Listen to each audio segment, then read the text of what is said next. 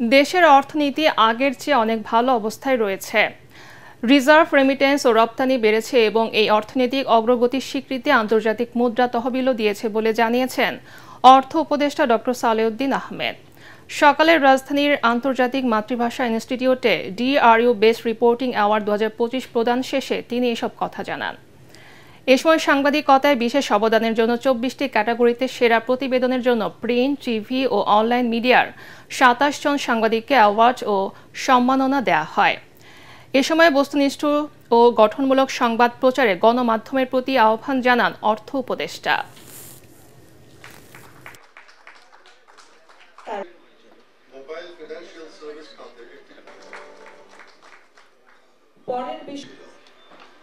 Foreign exchange বেড়েছে, reserve বেড়েছে, even এক্সপোর্টও বাড়ছে। আমরা দেখছেন চ্যালেঞ্জের মধ্যে বাড়ছে, যেমন এক্সপোর্টাররা দ্বিতীয় মতো এসে করছে, ব্যবসা কিন্তু শ্লথ হচ্ছে, কিন্তু ইকোনমি তো মোটামুটি একেবারে ধ্বংস হয়ে যায়নি, ধ্বংসটা আরো বেটার হয়েছে।